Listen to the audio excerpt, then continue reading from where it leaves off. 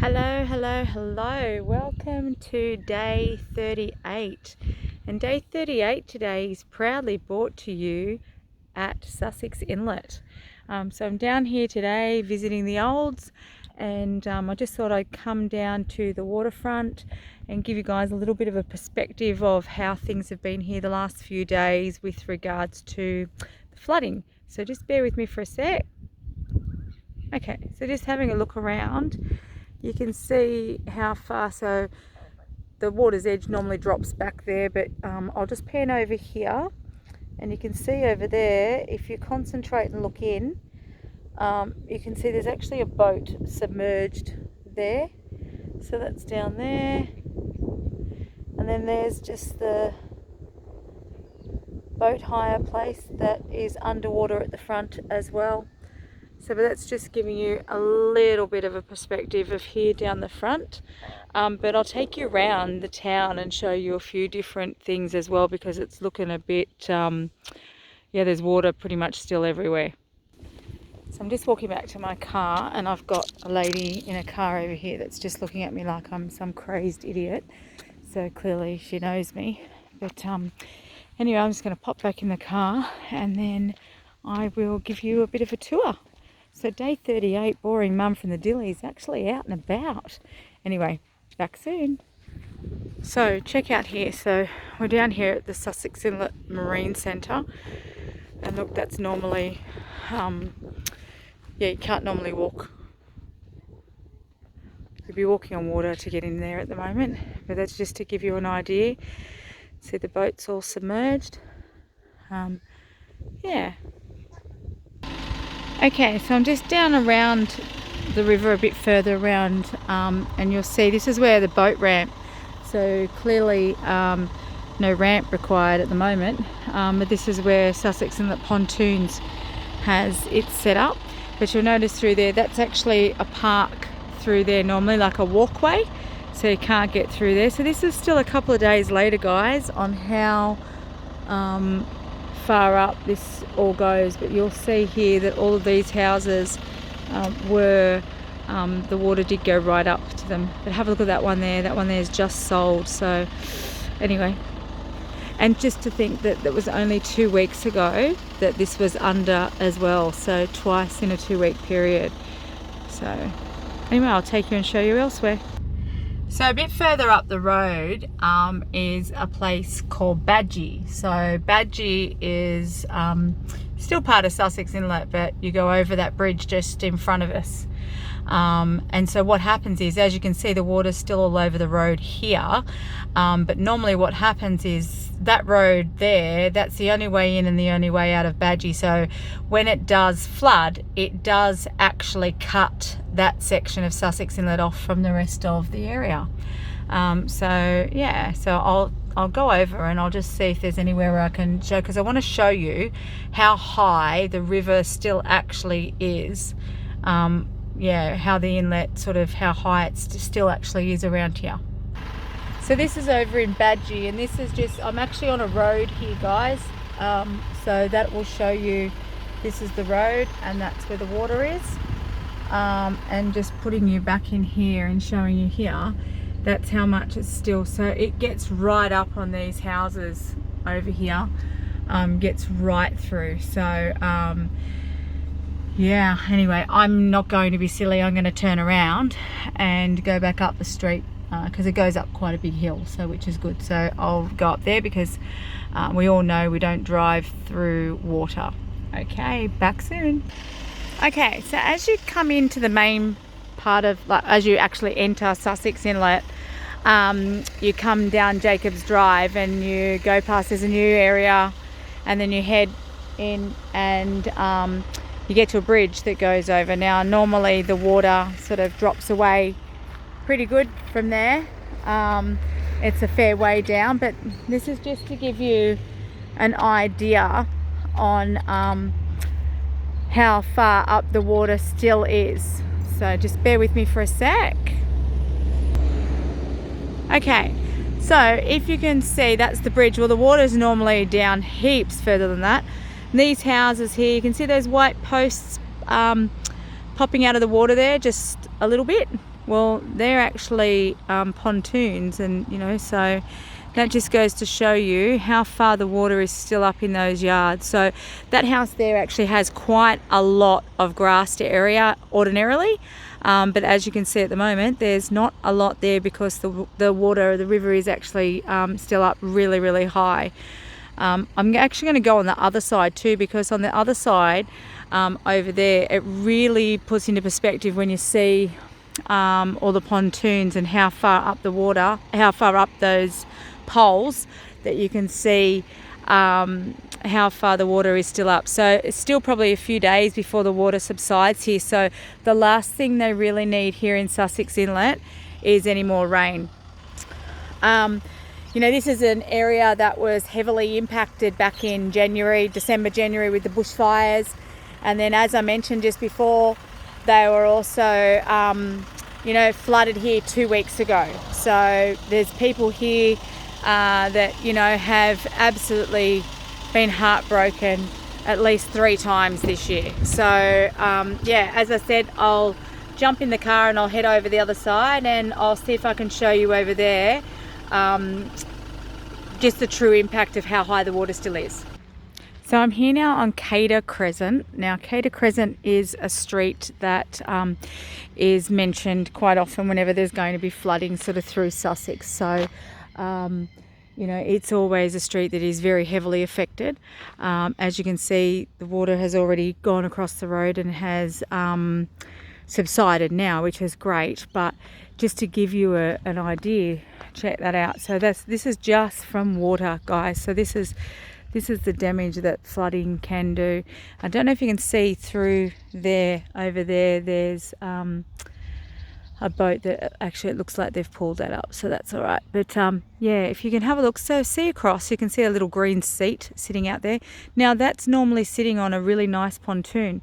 Same over there, you know, there's a little chair, but as you can see, these are still really, really underwater here. So it just gives you an idea of how high the water actually still is. So this will take a good few days for this water to actually subside. So fingers crossed there's no more rain coming. So I hope you enjoyed my little tour this afternoon. Yeah, so this boring mum from the Dilly got out and about today, so which was good. But as I said, like, you know, you hear on the news and things like that, you know, areas impacted and things like that, and you just don't take into consideration the damage, or, you know, how it is, unless you can sort of see it. So look, a lot of the area, a lot of Sussex has obviously, I won't say recovered, but, you know, recovered to a degree since the other night's flooding. But what I've showed you is just a snippet of what is still around in the area. So, but now let's move on. So back to moi. Boring mum from the Dilly. Forgot to bloody put hair gel in my hair this morning, so now it looks and feels all fluffy. But anyway, sorry guys. That's the joys you get when you're dealing with such perfection. I will take my glasses off too, although, yeah, well, one good thing is I can't see myself, so that's a bonus. But anyway, yeah, so what else? So I drove down here today. So as I mentioned yesterday, I was heading down the coast for a day or so. I usually just come down today and then head back tomorrow. So just checking in on the olds.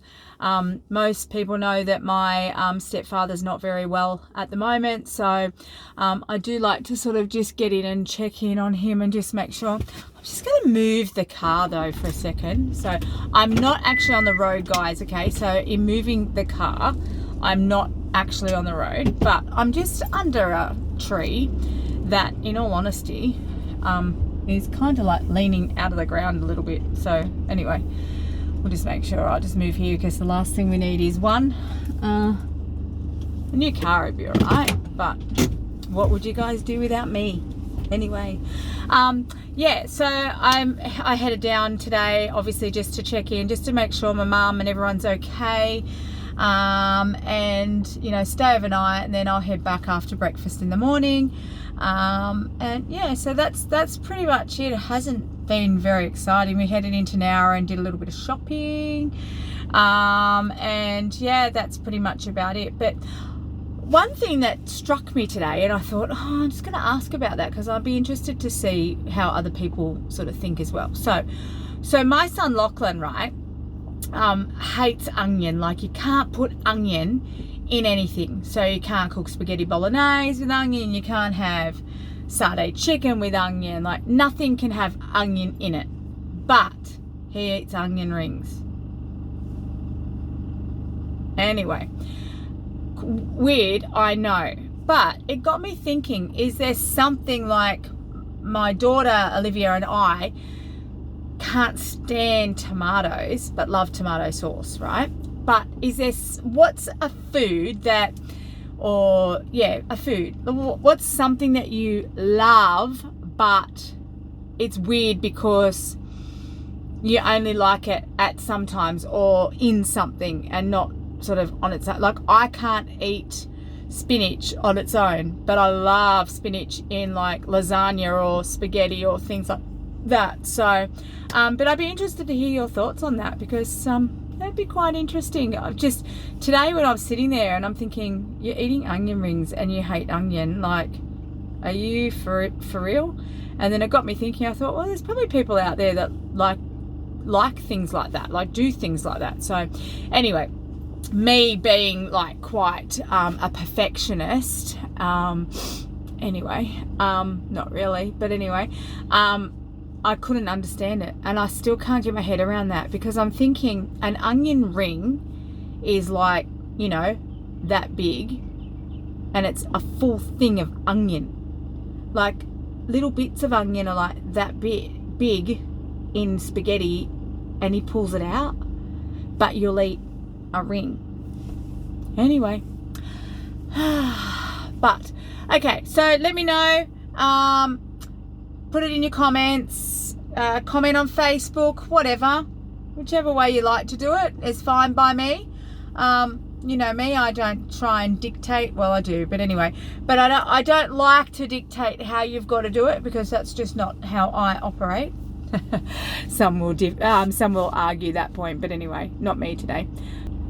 Anyway, guys, hope you've enjoyed my little visit, my little tour of Sussex. Boring mum from the dilly, got out, got a life today, but anyway, still boring. And where were we? I can't remember. I was going to say something and I can't even remember. How bad's that? That was literally only a minute ago I thought about that. Anyway. Whew. Anyway, so 13 minutes in, guys. Wow, these are riveting videos these days, aren't they? Anyway, as I said, now I tend to waffle a little bit, so I do apologise. But anyway, I did find myself watching a couple of videos last night on YouTube, and I was waiting for like something to happen, and it just didn't. And I thought, that's how people must think about my videos. They're sitting there going, oh, there's another 7 minutes, I'll just keep watching, something's going to happen. No, sorry guys. I probably should put a warning at the beginning, although you did get a warning 38 days ago that not much going off, or whatever, love, parking mode on, whatever. Anyway, take it easy, be kind. I know I say it every day, but I can't instill it enough. Be kind to each other, and yeah, just share me around. You know, the world needs to see this. The world needs to see me. They probably don't. It'll actually halt tourism for Australia, that's for sure. No one will want to come here to see me. My kids do that. Does your kids do that? Seriously, we were talking to our kids about going to America one day, and all they keep saying is, oh, can we go here, can we go here, can we go here? And we're like, yeah. Like, what do you want to go and see there? Oh, such and such, Charlie D'Amelio or some blah blah blah, they live there. And I'm like, oh my god, seriously, they're YouTubers? We're not going to America to see YouTubers. Anyway, but that's exactly what they want to do. So this is what I mean. This is the way of the world at the moment. People are like, you know, flying around the world to see YouTube stars. So, but I don't think that's going to happen here, guys. As I said, I think I've just stopped Tourism Australia. If they actually used me as their ad, it's one way to stop people from coming out in this babbled. There you go. Anyway, take it easy. I've babbled, one of those words, babbled on by far too long. Enjoy yourselves, and I'll be back tomorrow for day 39. Bye.